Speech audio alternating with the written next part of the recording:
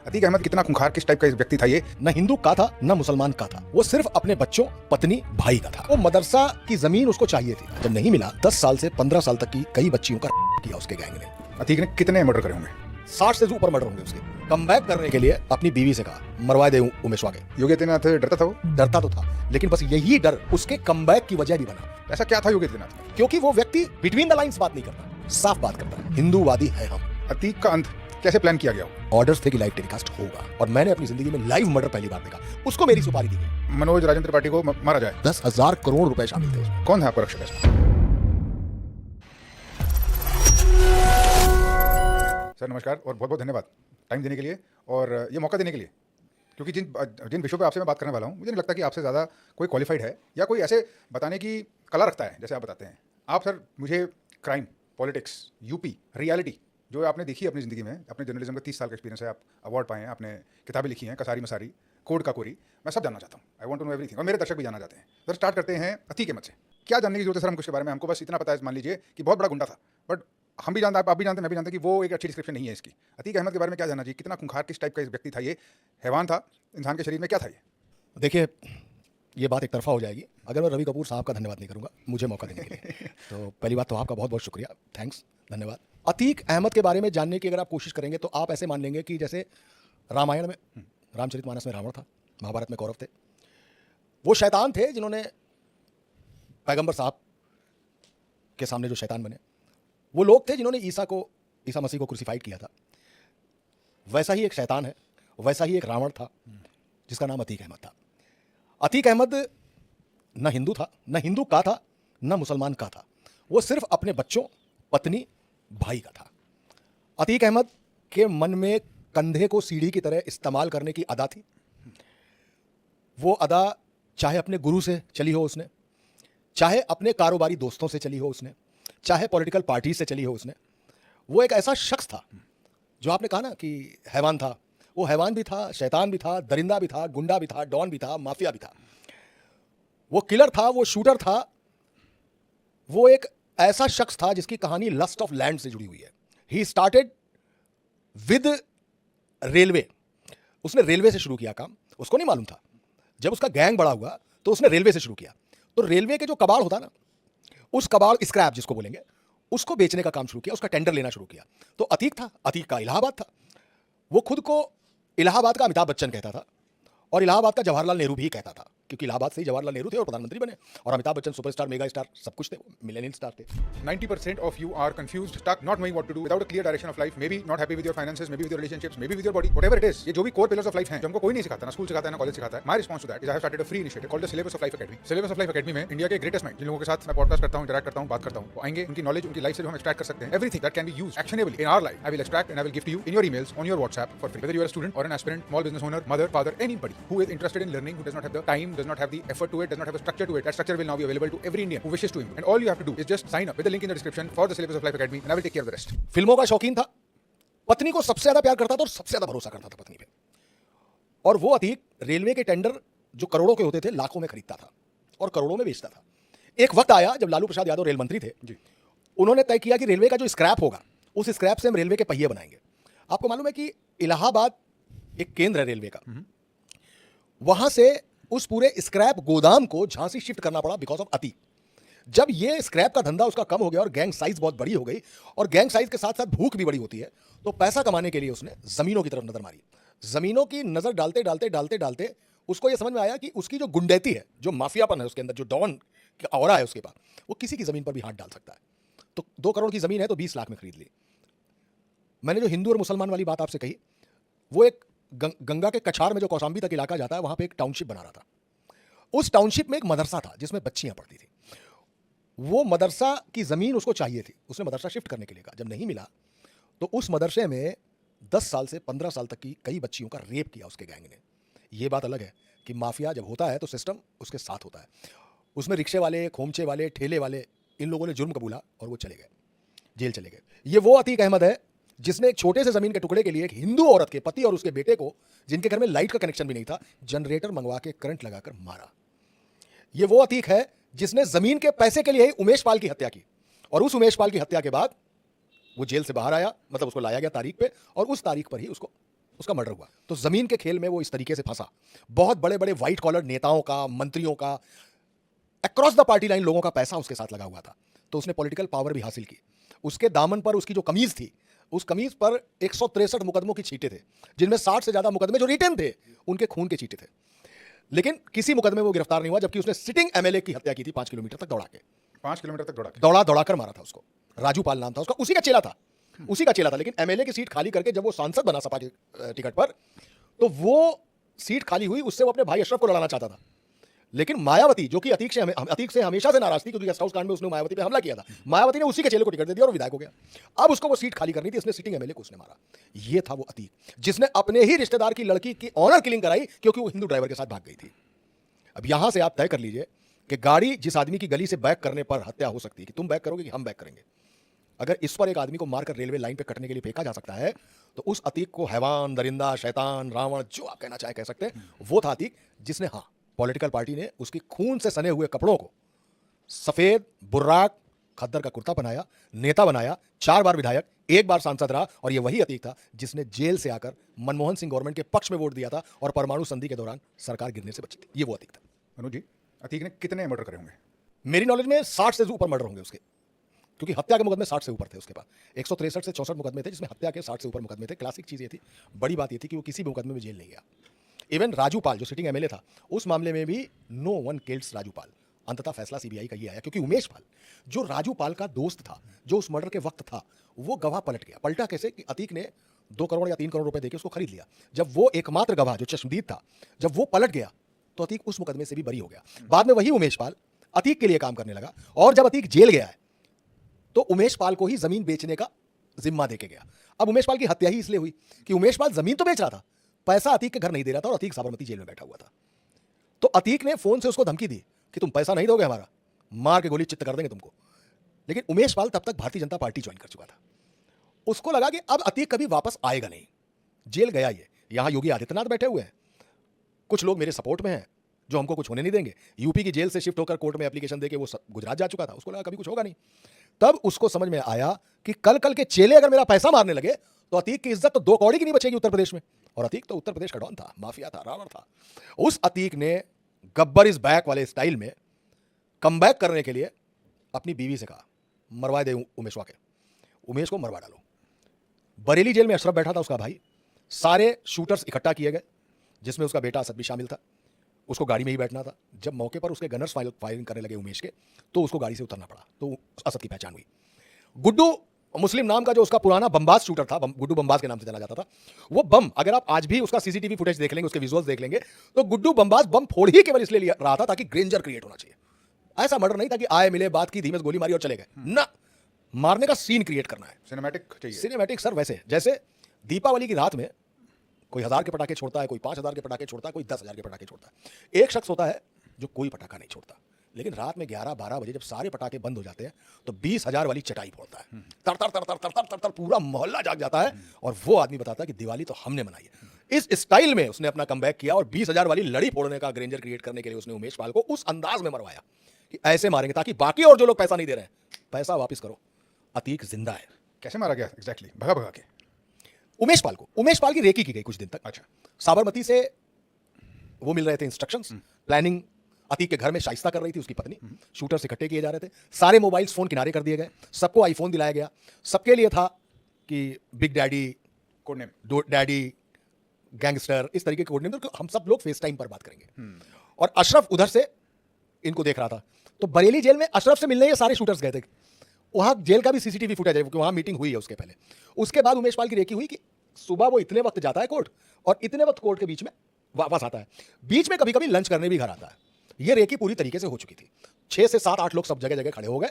और जब उमेश पाल आया, तो आप हमेशा ध्यान रखिएगा, जो किलर जो आइडिया बनाते हैं, जो शूटर आइडिया बनाते हैं, वो मौका देखते हैं जिस वक्त आदमी गाड़ी से उतर रहा हो। एक साइकोलॉजी बता दूं आपको, जैसे जो लोग बहुत सुरक्षित रहना चाहते हैं, उनको ये बताया, जैसे ब्रह्मदत्त द्विवेदी को बताया गया था। ब्रह्मदत्त द्विवेदी मतलब जो कल्याण सिंह जब मुख्यमंत्री थे, उस समय के सबसे बड़े ब्राह्मण नेता के तौर पर ब्रह्मदत्त द्विवेदी थे। उनका मर्डर, उनको मना किया गया था। तो बताया जाता है लोगों को कि आप जब कहीं गाड़ी लगाएंगे, तो जैसे गाड़ियां लगी है, तो हर आदमी इंजन का मुंह उस तरफ कर देता है, गाड़ी का स्टीयरिंग उस तरफ, डिग्गी पीछे की तरफ। उनको बताया जाता है कि आप गाड़ी वहां खड़ी करेंगे जिस तरफ आपको जाना है और वो रोड क्लियर होनी चाहिए Right. ताकि भागना पड़े तो गाड़ी बैक करने का झंझट नहीं होना चाहिए, सीधे भागिए। जैसे एक दूसरा, आप गाड़ी से बाद में उतरेंगे, पहले सब उतरेंगे, चारों तरफ देख लेंगे, तब आप गाड़ी से स्टेप डाउन करेंगे। वो सबसे नाजुक मौका होता है जिस समय आप गाड़ी से उतर रहे होते हैं। लेकिन उमेश पाल तो उमेश पाल था, इतनी बड़ी उसके पास इनपुट नहीं थी, स्ट्रेटजी नहीं थी, कोई चीज नहीं थी। तो जब उमेश पाल गाड़ी से उतरा, वैसे ही आके शूटर ने उसको गोली मारी, गोली लगते वो गिरा। जैसे वो गिरा वो उठा, उठने के बाद आगे वाली सीट पर और बगल वाली सीट पर उसके दो गनर थे। वो दोनों गनर्स भी अलर्ट हुए और उन्होंने उसको, इनको इतना आइडिया नहीं था कि गनर शूट करना शुरू करे, गनर ने भी फायरिंग शुरू कर दी। लेकिन तब तक 7-8 लोग टूट पड़े और लगा कि दोनों तरफ से जब फायरिंग हो रही तो उसका बेटा असद जो गाड़ी में बैठा हुआ था वो भी बाहर निकल के आया पिस्टल लेकर, उसने भी गोली चलाना शुरू कर दी। और गुड्डू मुस्लिम लगातार बम फोड़ रहा था ताकि भीड़ छट जाए और हमको जब भागना पड़े तो भागने का हमको रास्ता मिले। तो शटर गिरने लगे, लोग भागने लगे, रास्ते खाली होने लगे कि हमको जब जैसे भागना होगा भागेंगे। उमेश पाल दौड़ता हुआ अपनी सकरी सी गली में चला गया, क्योंकि सकरी गली में उसका घर था। ये उसके लिए एक और माइनस पॉइंट था। जब वो गली में गया तो गली में जब आप गोली चलाते हैं, जब आप बम फेंकते हैं तो ज्यादा नैरो हो जाता है भागने का और निशाना मतलब बुल साई मिस होने का चांसेस बहुत कम हो जाते हैं। वहीं पे वो मार दिया गया और उसके मारने के बाद तुरंत सीसीटीवी फुटेज पूरे मीडिया में आ गया। और यूपी गवर्नमेंट जो तब तक बहुत सारे माफियाज की, बहुत सारे गुंडों की अवैध संपत्तियां बुलडोज करा चुकी थी, बहुत सारे लोगों के हाफ एनकाउंटर्स हो चुके थे। हमारे यूपी में एक हाफ एनकाउंटर की टर्मिनोलॉजी भी है। वो क्या होता है? हाँ बताता हूँ। तो वो हाफ एनकाउंटर ये है कि जैसे किसी ने कोई गुंडई की, किसी ने किसी लड़की को छेड़ा, किसी ने किसी सुनार की दुकान, जेवर वाले की दुकान लूट ली, तो उसमें से जो मुख्य वाला है वो तो उसके साथ तो एनकाउंटर होना ही होना है। लेकिन कुछ लोग होते हैं जिनका थोड़ा दोष कम होता है, लेकिन वो भविष्य के अमिताभ बच्चन हो सकते हैं, अच्छा। या भविष्य के अतीक अहमद हो सकते हैं। उनके घुटने पे गोली मार दी, पटाला तोड़ दिया जाता है। पटाला या फीमर तोड़ा जाएगा। पटाला और फीमर जब टूटेगा तो आप सोचिए कि जैसे आपकी बॉडी है, आप कहीं खड़े हो जाए, थोड़ी लंबी मूंछें और ऐसे तान लें, बाल थोड़े बड़े कर लें, तो आपकी बॉडी देख के आदमी एक बार आएगा कि नहीं, इससे बात करना इतना आसान नहीं है। लेकिन जब वही गुंडा या उभरता हुआ गुंडा या नॉन शूटर जब लंगड़ाने लगता है ना साहब, तो आधी फीस तो माफ हो जाती है। तो वहां लगती है Amazon sale, Diwali bumper sale, कि इस पे 60% ऑफ है। तो उस गुंडे का 60% ऑफ हो जाता है केवल उसका लंगड़ापन देख के। इसलिए वो हाफ एनकाउंटर की टर्मिनोलॉजी है कि गोली जो कहती है ना, लोग कहते हैं कि पुलिस थे तो गोली पैर में क्यों नहीं मारी, लीजिए पैर में मारते हैं गोली, तो वो हाफ एनकाउंटर है। बहुत सारे माफियाज के, बहुत सारे गुंडों के एनकाउंटर्स भी हुए।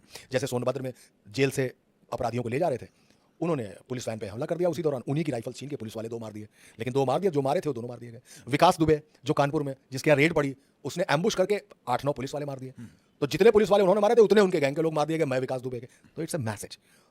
इन सबके बीच में उसको ये लगा कि हमारा राज खत्म, ये कल के 2 कौड़ी के लड़के अब हमारा पैसा वापस नहीं कर रहे। तो उसने कहा जाओ और शाइस्ता यानी बीवी को पैसा देकर आओ। उसने प्रॉमिस किया कि फलाने की शादी है, उस शादी में हम जाएंगे, हम पैसा दे देंगे।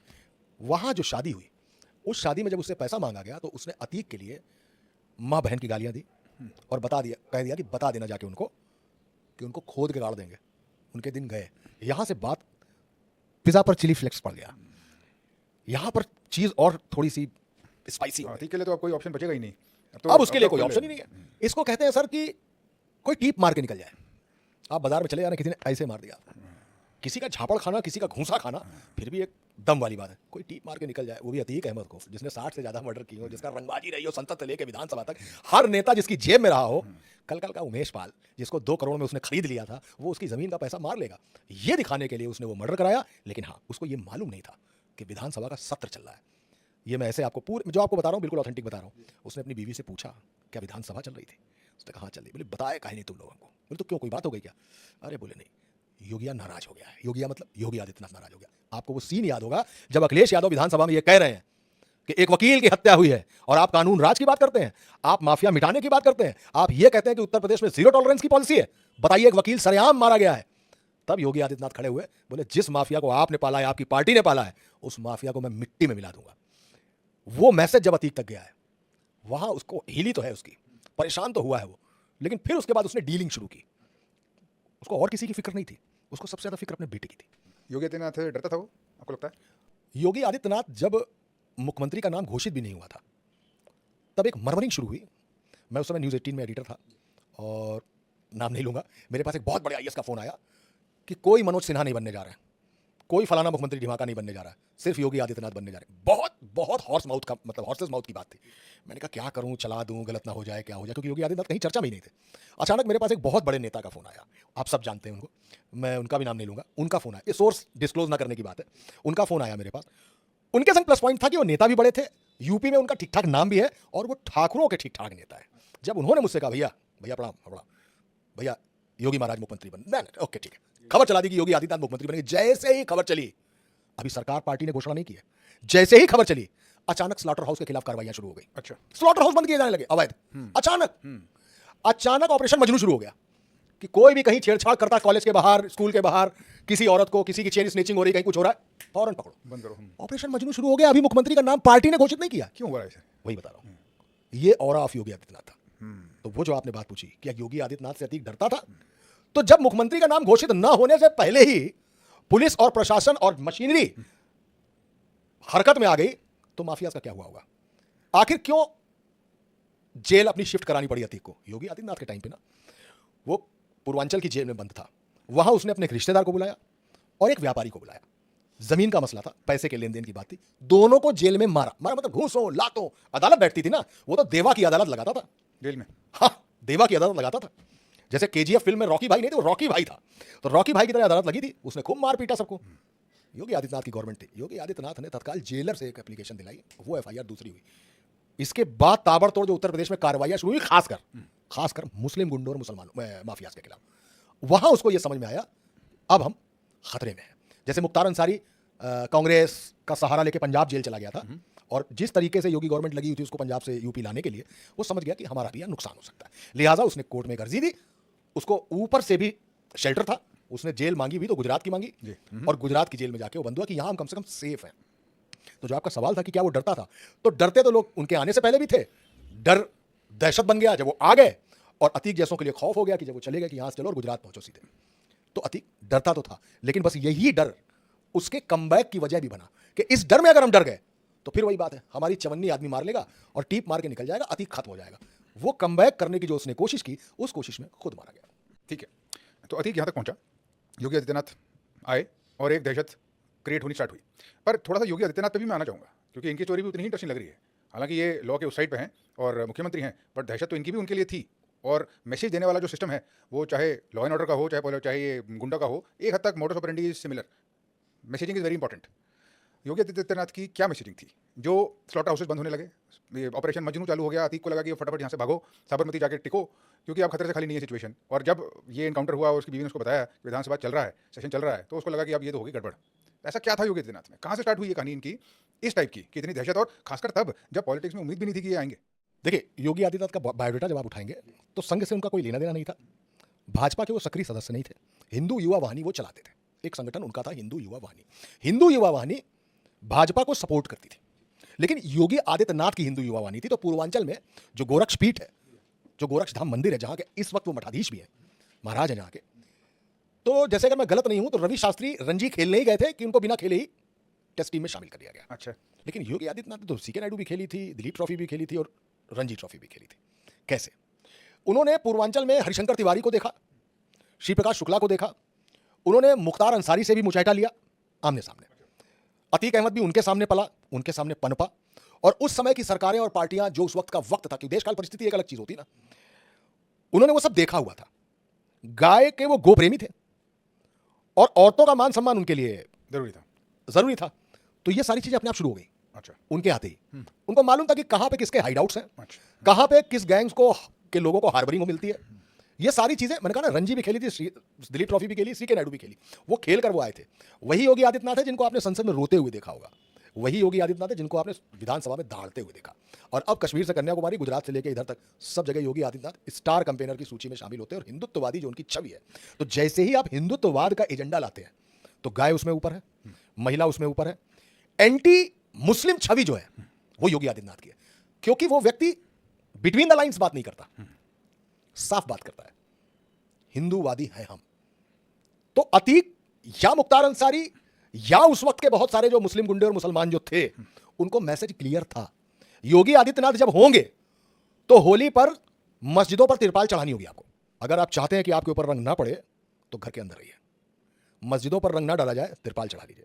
हमारे कांवड़िए गुजरेंगे तो रास्ते में जो भी खाएंगे तो आपको ठेलों से लेकर और ढाबे तक अपना नाम लगाना पड़ेगा कि आप मैकू हैं या मुबीन हैं। हम संभल जाएंगे, संभल के कुएं से लेकर हर घर तक एक एक मंदिर तलाशेंगे और चुनौती के साथ ताल ठोक के चलाशेंगे कि हाँ, कल्कि का अवतार संभल में लिखा है, अगर लिखा है तो कल्कि अवतार संभल में ही होगा। उन्होंने कहा कि ये तो कोर्ट है, वरना काशी मथुरा तो हम हल कर ही चुके थे। मैसेज क्लियर नहीं है क्या?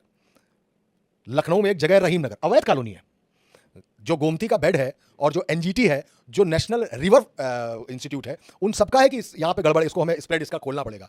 गिराया उसी वजह से गया पूरा रहीम नगर, लेकिन बुलडोजर रुके कहां? पंतनगर में, लेकिन रहीम नगर गिराया गया। 3-3.5 एनकाउंटर्स, हाफ एनकाउंटर्स, जेल बंदी, हजारों करोड़ की प्रॉपर्टीज बुलडोज हो चुकी है। अब तो कोर्ट ने रोक दिया कि जब आप नोटिस देंगे और नोटिस में गलत साबित होगा तो गिराएंगे आप। ये तो अब इंटरवीन किया कोर्ट ने, वरना किसी की हिम्मत नहीं थी कोर्ट जाने की।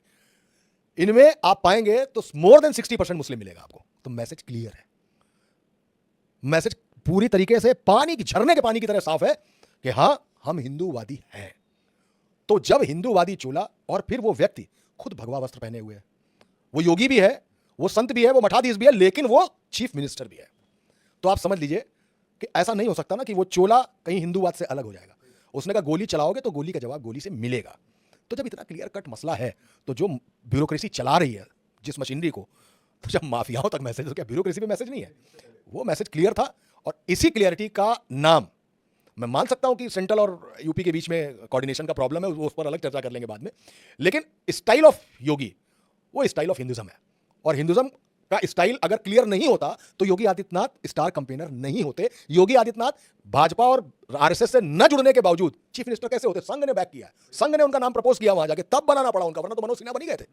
मनोज सिन्हा ने तो बाकायदा आके बनारस में मंदिर में मथा टेक दिया था कि अब तो उनको ओथ लेने जाके रास्ते से लौटाया गया उनको वहां से, और योगी आदित्यनाथ बने।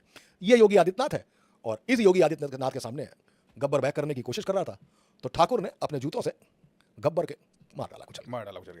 पर ये असल में कैसे एग्जीक्यूट हुआ? अतीक का अंत कैसे प्लान किया गया होगा, कैसे करा गया? ये इसको मारना है, इसको अब जिंदा नहीं बचना चाहिए, ये और बाकी लोग। ये जो क्लीन अप ऑपरेशन था जिसमें 3,500 लोगों को एनकाउंटर करा गया, बुलडोजर चलाया गया, और वो फाइनली तब रुके जब कोर्ट ने बोला कि अब रुक जाओ, इस पे कैसे कैसे कार्रवाई करी गई होगी? देखिए ऐसा है, इसमें कई बातें सामने आई। एक, हवा में जो बात तैरी कि it's a state sponsored murder, एक बात। दूसरी बात यह आती है कि विपक्ष के लिए अतीक ऐसा टारगेट था कि अगर वो मार दिया जाता तो यूपी गवर्नमेंट पे ब्लेम गेम किया जा सकता था। तीसरा जो सवाल तैरता था कि अतीक के साथ बड़े बड़े नेता, राजनेता, सांसद, मंत्री, पूर्व मंत्री, विधायक हजारों करोड़ के धंधे में इन्वॉल्व थे। तो 3 थ्योरीज निकल के आती हैं, क्या इन 3 में से किसी ने उसको मरवा दिया? यह क्लैरिटी अभी भी सब जुडिस है, इसमें बात चल रही है, इसमें क्या होगा ये एक अलग बात है। लेकिन मोडस ऑपरेंडी जो थी वो शुरू होती है यूपी से, जाती है पंजाब तक, रिबाउंड होकर रोहिणी कोर्ट आती है और रोहिणी कोर्ट से इलाहाबाद में एग्जीक्यूट हो जाती है। ये जो लड़के जिन्होंने मारते ही सरेंडर कर दिया उन्होंने, वो सबने देखा, सबने देखा उन्होंने सरेंडर किया, जय श्री राम के नारे लगाए। बिल्कुल। पुलिस ने अपने होल्स्टर में हाथ भी नहीं डाला और उन लड़कों ने सरेंडर भी कर दिया। सब खत्म। क्लासिक चीज, बेहतरीन चीज क्या थी कि जिन लड़कों के पास 90 रुपए दाल भात खाने के लिए नहीं थे, उनके हाथों में 9.5 लाख रुपए की जिगैना पिस्टल थी। जिगैना टर्की बनती है, अजरबैजान आती है, ईरान पहुंचती है, पाकिस्तान आती है, पाकिस्तान से ड्रोन ड्रॉपिंग करके डाली जाती है इंडिया में, इंडिया से आती है लॉरेंस बिश्नोई गैंग के पास, इरफान कुरजेवाला जो देश का सबसे बड़ा वेपन सप्लायर है, जो भी वेपन का आप नाम लीजिए सारे मिलते हैं, इंसास से लेकर कुछ भी मांग लीजिए। अच्छा। वो सारे वेपन्स इन लड़कों को ट्रेनिंग मिलती है पंजाब में। पंजाब से इनको जो ट्रेनिंग मिलती है, ये ट्रेनिंग है बेसिकली टिल्लू तेजपुरिया को मारने के लिए। अब नाउ मैं क्लियर कर देता हूं, पंजाब में मिड्ढा गैंग और लॉरेंस बिश्नोई गैंग, मिड्ढा गैंग ने विकी बराड़ यानी लॉरेंस बिश्नोई का एक तरीके का भाई, बिल्कुल सगे दोस्त जैसे, सगे भाई जैसे लोग, उसके भतीजे को मारा। विक्की बराड़ के उस भतीजे का बदला लेने के लिए सिद्धू मूसावाला को मारा गया। मिड्ढा गैंग का एक बंदा था टिल्लू तेजपुरिया, उसने प्रिंस तेवतिया जो लॉरेंस बिश्नोई का बंदा था उसकी हत्या करा दी तिहाड़ में। उस तिहाड़ में प्रिंस तेवतिया का बदला लेने के लिए टिल्लू तेजपुरिया को मारने का प्लान बनाया इन लोगों ने। ये लड़के बुलाए गए, इनको ट्रेनिंग दी गई, ये रोहिणी कोर्ट पहुंचे। रोहिणी कोर्ट में जितेंद्र गोगी भी तिहाड़ में बंद था और टिल्लू तेजपुरिया भी तिहाड़ में बंद था। रोहिणी कोर्ट की पेशी पर आता है जितेंद्र गोगी, लॉरेंस बिश्नोई का आदमी, टिल्लू तेजपुरिया मिड्ढा गैंग का आदमी। टिल्लू तेजपुरिया की डेट कैंसिल हो जाती है, नहीं पहुंचता है। यहां से एक सुपारी आई हुई है अतीक और अशरफ की, पैसे लगभग 1 करोड़ रुपए, वेपन्स, जिगैना, वेल्थर, ये सारी पिस्टल्स दी जाती है। ये लेकर ये लड़के चलते हैं कि अब अतीक और अशरफ को हमें मारना है, ठीक है। लेकिन जिसने सुपारी दी दैट इज जितेंद्र गोगी, और जितेंद्र गोगी को मरवाना था टिल्लू तेजपुरिया को। टिल्लू तेजपुरिया डेट पर नहीं आया, लेकिन टिल्लू तेजपुरिया ने वकील के वेश में शूटर भेजे और रोहिणी कोर्ट में ही जितेंद्र गोगी का मर्डर हो गया। अब चेन ब्रेक हो गई यहां से कि जितेंद्र गोगी तक किसने पहुंचाई वो सुपारी। हाँ, मतलब सुपारी देने वाला तो ऑब्वियसली फेक है। ठीक, अब ये वापस आते हैं, अतीक की सुपारी किसने दी इज नॉट क्लियर। अब ये आते हैं यूपी, इलाहाबाद पहुंचते हैं। पहला अटेम्प्ट कोर्ट में करना था, नहीं कर पाए। दूसरा अटेम्प्ट कसारी मसारी में करना था, वहां एक जगह इन्होंने हथियार छपाए थे उमेश पाल वाले, नहीं हो पाया। तीसरा अटेम्प्ट इनको लेना था डॉक्टर रूम में, अच्छा, जहां पे उनकी जांच चल रही थी। वो इतना छोटा था कि उन्होंने इंस्टेंट प्लान बनाया कि अगर यहां पर हमने शूट किया तो मीडिया की इतनी भीड़ है कि गोली जब चलेगी तो कई और लोगों को लग सकती है, इसलिए अतीक को बाहर आने दो। और ये मीडिया के भेस में थे। जब वो बाहर आया तब अतीक को मारा गया। इसमें एक कड़ी और है, ये लड़के, खासकर एक लड़का जो मेन है, ये छोटे मोटे मोहल्ले वाले क्राइम में, चाकू वाकू वाले डंडे में मारने क्राइम में जेल में था, बांदा जेल में, बुंदेलखंड। वहां पर एक दो माफिया जेल में बंद थे। तो जैसे आप कोचिंग करते हैं, आपको किसी लड़के में नजर आ सकता है कि यार ये सर्विसेज में चला जाएगा, ये क्रैक कर लेगा और ये मेंस भी निकाल लेगा, लगता है। किसी एक लड़के को आप क्रिकेट खेलते हुए देख लीजिए तो आपको लगता है यार बल्ला तेंदुलकर की तरह चलाता है, ये ऊपर जा सकता है, इसको सही गाइडेंस। तो एक आदमी आता है एंजल बन के कि तुम जाओ, और जाओ बेटा तुम कोचिंग करो, उसके बाप से मिलेगा, सब कुछ करें। ऐसे हम जर्नलिस्टों का भी है, हम राइटर्स का भी, हम भी देखते हैं ये लड़का लिख लेता है तो कराते हैं। ऐसे ही सर माफियाज भी होते हैं, उनको इन लड़कों में दम नजर आ जाती है, टैलेंट देखते हैं। वो मालूम है क्या सबसे पहली क्वालिटी क्या है? जिगरा। जिगरा मतलब यहां से बैलेट है, किसको मारना है, कैसे मारना है, देखना ही नहीं है, मारने का जिगरा है इनके अंदर। अब ये जिगरा क्या दबाएगा? ये जिगरा ट्रिगर दबाएगा। तो ट्रिगर दबाने में इसको दिक्कत नहीं होगी तो दे दिया। वो जो माफिया बुंदेलखंड जेल में, बांदा जेल में थे, वो कभी मेरठ और बुलंदशहर की जेल में थे, ठीक सर। उसमें राठी भी है, भाटी भी है, ये लोग लॉरेंस बिश्नोई गैंग से भी जुड़े हुए हैं। तो बीच की जो कड़ी है इसमें ये जेल भी शामिल है, इसमें ये जेल भी शामिल है। लेकिन मुख्य प्लानिंग कहां से हुई है, इसके बीच में चेन ब्रेक है, वो अभी निकल रही है चीज। देखिए चूंकि मामला सब जुडिस है, इसलिए मेरे क्या लगता से तो कुछ नहीं होता। फिर वही बात है कि तीन सवाल है, या तो ये स्टेट स्पॉन्सर्ड है, या ब्लेम गेम करने के लिए किसी विपक्षी ने इसमें हाथ साफ किया है, या वो पूरा गैंग जो व्हाइट कॉलर खद्दरधारी नेता है जिसका हजारों करोड़ इन्वॉल्व है इसमें। तो अतीक का मरना किसी के लिए भी फायदेमंद है। आप स्टेट स्पॉन्सर की मर्डरिंग में जाएंगे तो उनके लिए ठीक है, उन्होंने एक माफिया रावण गिरा दिया, वो था कौन? उसका नाम अतीक अहमद है, अनिल नाम नहीं है। जब अतीक को मारा जाता है तो हिंदू एक तरफ होता है, मुसलमान एक तरफ हो जाता है। विपक्ष के लिए सरकार पर सवाल खड़ा करने के लिए एक मसला हो सकता है। सबसे बड़ा फायदा उनका है जिनके हजारों करोड़ लगे हैं, क्योंकि अतीक ने तो धमकी दे दी थी कि अगर ऐसा हुआ, अगर हमारे बेटे पर बात आई तो हम सबकी पोल खोलेंगे। सबने अतीक का मर्डर देखा है, किसी को यह याद नहीं है कि अतीक के मर्डर के 3 दिन पहले ईडी की रेड सारे बिल्डर्स और अतीक के सारे ऑफिसर्स पे पड़ी थी, जहां से बहुत सारी फ्लॉपी, कंप्यूटर्स, लैपटॉप वो भी बरामद किए गए। क्यों? क्या था उसमें?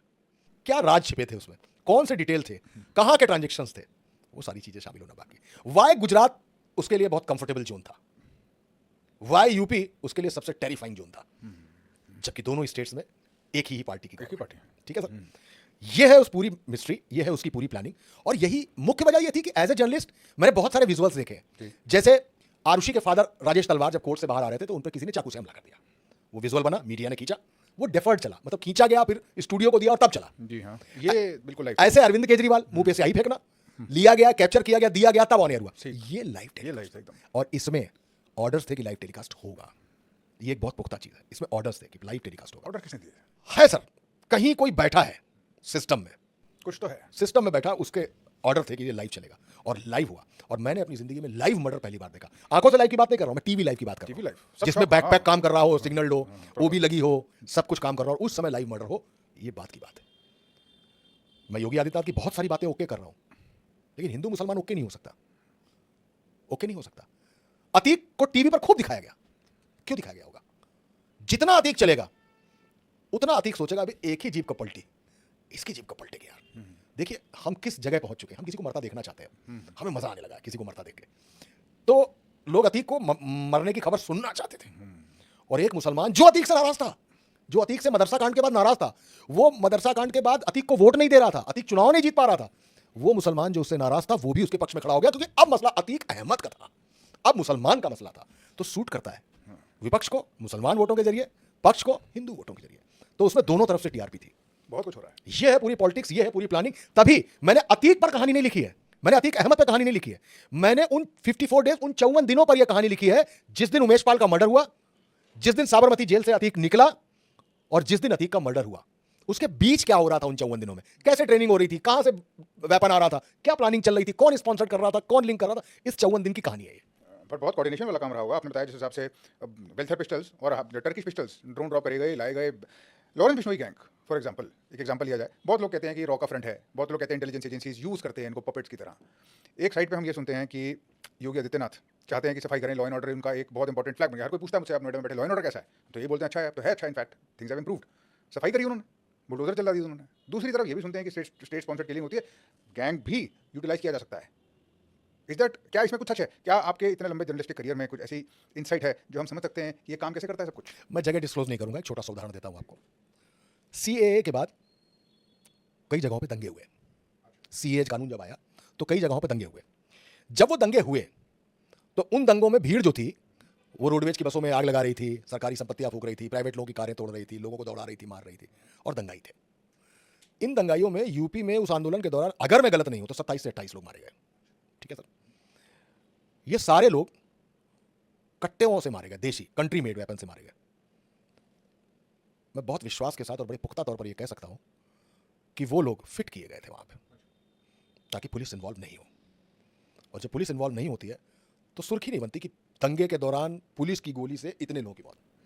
डिस्गाइज है, कैमोफ्लेज। यस, क्रॉस फायरिंग में दंगे के दौरान दोनों पक्षों में गोलियां चली, 28 लोगों की मौत। कौन थे 28? कुछ टारगेट रहे होंगे जो सीए के विरोध में थे, जो सीए के विरोध में थे, साफ ही कर दिया गया। ये एक नया तरीका है।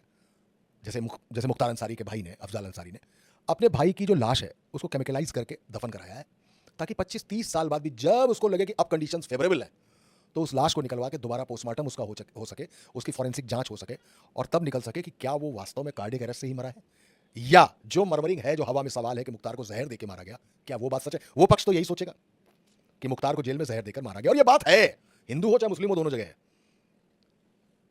इसी तरीके से अतीक का मामला भी अभी सब जुडिस है। बहुत सारी चीजें सामने आने आएंगी लेकिन कंडीशंस फेवरेबल होंगी तब, जब कंडीशन वो कहने लायक बनेंगी तब ऐसा कभी हो पाएगा।